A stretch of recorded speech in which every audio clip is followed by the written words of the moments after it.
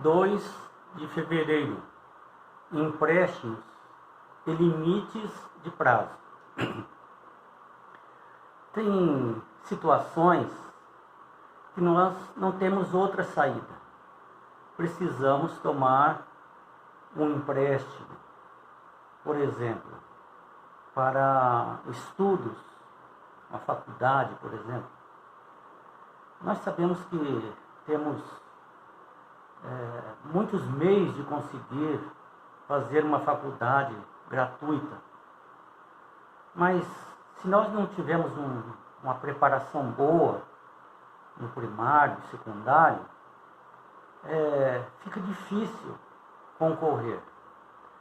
Entretanto, o cristão deve aproveitar todas essas oportunidades para fazer uma faculdade. Se todo caso você ainda precisar de um complemento, nada impede você recorrer ao FIES, que é um empréstimo com taxas de juros muito baixas e que você depois tem uma carência, se não me engano, 1 ano e meio, 2 anos, para você começar a pagar no dobro do tempo que você estudou. Então a gente recomenda isso, por quê? Porque você vai mudar de status. Se você fizer uma faculdade, você hoje ganha um salário mínimo, R$ 1.200, R$ 1.500, R$ 1.700. Você fazer uma faculdade, por exemplo, de enfermagem, de farmácia, ou de dar aulas para história, português, geografia, matemática, depende do seu dom. Você vai ganhar de 2 a 3 vezes mais do que você ganha hoje. Então você vai ganhar de 3.500 a 5.000, 6.000 reais por mês.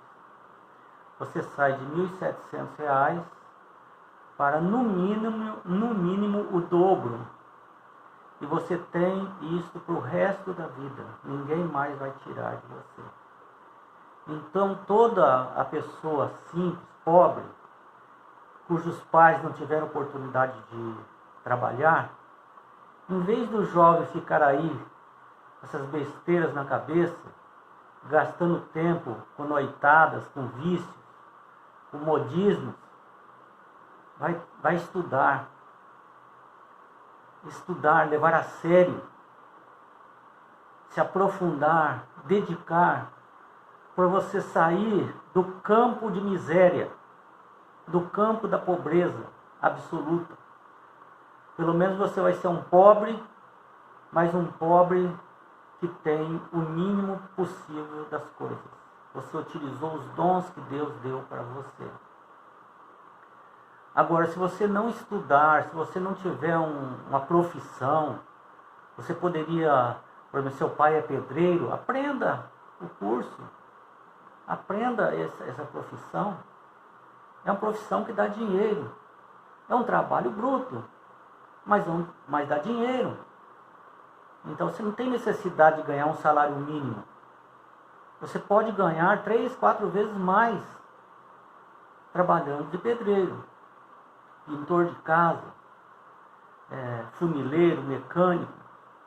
Você tem que se esforçar e aprender. Isso numa idade inferior a 18 anos. Você não vai querer começar a aprender com 18, 20 anos. E já está na idade de namorar já. E daqui a pouquinho casar, você não tem nem um salário mínimo, você está aprendendo ainda. Então, tudo deve ser aproveitado na vida. Esses são os dons que Deus dá para nós, as oportunidades. No Brasil é uma beleza. Atualmente só não faz faculdade quem não quer. Se você é moreno, você é negro, você tem uma deficiência, você é só declarar lá, você sai na frente de todo mundo. Certo? Então, essas coisas são providências de Deus para você aproveitar. Se você não aproveita isso, depois seria injusto você reclamar da vida. Ou depois o arrependimento, quando você tiver com 40 anos. Por que que eu não fiz isso? Por que que eu não aproveitei o tempo, gastei o tempo à toa? Então, esse é um empréstimo que vale a pena. Principalmente com atividades profissionalizantes. Que dá a condição de você começar a trabalhar rápido. Não adianta você fazer filosofia, psicologia, que é mais difícil. O salário é baixo também. Agora, filosofia, você pode ser professor, né? Então, depende do seu dom. Eu sempre indico assim, algo que você pode começar a trabalhar e que você não tenha problema com as leis de Deus. Em Deuteronômio 15, de 1 a 5, Deus exigiu em mandamento algo para os credores entre os israelitas. Veja que isso aqui era só para o povo de Deus. Para os que não eram povo de Deus, tinha outra lei. Entre irmãos, era isso aqui. Ao fim de cada 7 anos, fará remissão. Está falando para os credores, que emprestaram dinheiro para os seus irmãos de fé. O que tiver em poder do teu irmão, quitá-lo-ás. Chegou 7 anos, seu irmão não deu conta de pagar. Ele esforçou e não deu conta. Então você quita, se tem condição, se é rico, tem condição, quita e deixa em paz o seu irmão. Sabe qual o motivo que Deus deu? Para que não haja pobre entre meu povo. Lembra o que Davi falou? Já fui jovem, agora já sou velho. Mas eu nunca vi um justo mendigar o seu pão. Então, entre o povo de Deus, não deve ter pessoas miseráveis, que falta o básico. Porque Deus tem dado condições para nós, como irmãos, ajudar um ao outro. Você vê que existem leis no país, nós estamos vendo aqui no Brasil, que incentivam as pessoas a aumentarem o seu salário, a se prepararem, seja na área de informática, na área de ciências humanas, ciências exatas. É uma beleza isso aí. No meu tempo não tinha. Nós somos em 5 irmãos, o único que fez faculdade sou eu. E pagando caro. Ainda bem que Deus providenciou alguém para pagar para mim. Meu patrão pagou. Então, para que não haja entre vós pobre. Agora, pobre sempre vai haver, Jesus falou. Mas não miseráveis, né? Que não tem um lugar para morar, não tem comida para comer. Não, se você está firme com Deus, é esforçado para trabalhar. Tem pessoas que estão com boa saúde e preferem pedir esmolas. Você pegar um terreno para carpir, pegar uma faxina para fazer. Não. E reclama da vida. E tem o carão de pedir esmolas. Às vezes eu pedi esmola com uma velhinha que está ali. Lutou na sua vida toda. E aquela senhora ou aquele senhor que não quer se esforçar, não tem vergonha de pedir. Agora, tem situações na nossa vida que nós caímos em situações difíceis. Mas esses são temporários. São ocasiões temporárias. E que Deus está providenciando junto com a Irmandade para que a gente saia da situação. Um ajuda o outro. Então diz assim: e o Senhor te abençoará abundantemente. Está falando para o credor. Você vai perdoar o seu irmão, a dívida vai quitar, não com raiva, com ódio, com menosprezo, humilhação, não. Mas boa vontade. E Deus vai te abençoar abundantemente. E ele termina assim no verso 5. Esse é o mandamento que te ordeno hoje. É um mandamento de Deus. Você não pode aproveitar a situação do irmão que está ali, na situação ruim, e ainda cobrar juros dele. Empresta. Sem juros. Se você tiver condição. Veja só. E diz assim, 15:6.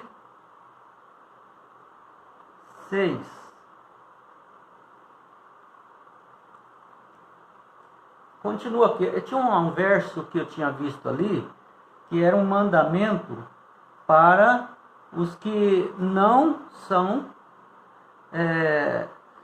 dentre os israelitas, né? Ah lá, do verso 3, desculpa, verso 3. Capítulo 15 de Deuteronômio, verso 3. Do estranho poderá exigir o pagamento e cobrar os juros, mas o que tiveres em poder do teu irmão, quitá-lo-ás. Entenderam como que é a situação? Aquele que não quer saber da igreja, não quer saber de melhorar a vida, tal, não quer saber nada, você cobra. Não um juro exorbitante, mas você cobra a quitação dele. Normal. Agora, se é o irmão, deu 7 anos, não conseguiu pagar, está tudo certo. Está tudo certo. Então nós falamos também da casa própria, né? Que um aluguel, um dinheiro que você joga fora, que você pode financiar uma casa. Procura o juro mais barato. Hoje existem juros mais baratos. A época de hoje nós estamos no juro caro. Está 13,75. Mas já teve 3%. Mas procura uma época boa para fazer o financiamento e faça. Para de pagar aluguel. Paga uma coisa que é sua. Tá bom? Agora, alguns podem ter que pedir algum dinheiro emprestado para os estudos, alguma coisa que é necessário mesmo, útil. Não é coisa fútil, é útil. Mas saibam 5 coisas. Terão que pagar com juros. Tá? Deverão concorrer a todo tipo de auxílio e de bolsas disponíveis. Não fica só no empréstimo, não. Vai se esforçar para ver se ganha uma bolsa de estudos. 3. Precisarão trabalhar e poupar tudo que puderem para esse objetivo. 4. Deverão fazer apenas cursos que habilitam para um emprego rápido. E 5. Não dispensem a ajuda dos pais. Nos tempos bíblicos, os pais davam para os filhos um pedaço de terra para eles fazer o pé de meia deles. Vai plantar e tal. Hoje nós não temos isso. Mas o que os pais devem fazer é apoiar todo o possível financeiramente ou aconselhando. Desde a criancinha, você vai fazer uma faculdade. Não deixa ele crescer com a cabeça de que, eu não gosto de estudar, deixa pra lá. Não. Vai fazer uma faculdade. Vou estripar aqui, mas vai fazer. Entendeu? Porque é a herança que você deixa para eles. A herança. E se tornam independentes. No mundo real, pode haver necessidade de tomar empréstimos, mas faça o melhor negócio possível com a menor taxa de juros disponíveis. Pegue emprestado o mínimo que você precisa. Pague em pouco tempo possível para economizar juros. No entanto, até o limite das possibilidades, devemos evitar dívidas. Seguir os princípios bíblicos nos ajuda a evitar dívidas desnecessárias, supérfluas, e a terrível tensão que elas nos trazem. Você tem sido honesto, justo e gentil nos seus negócios? Como você se sairia diante de Deus se tivesse que responder por esses negócios? Eclesiastes 12, 14. De tudo que você tem ouvido, o importante é: teme a Deus e guarde os seus mandamentos, porque este é o dever de todo ser humano. Porque Deus há de trazer a juízo todas as coisas, até as que estão escondidas, quer sejam boas, quer sejam más.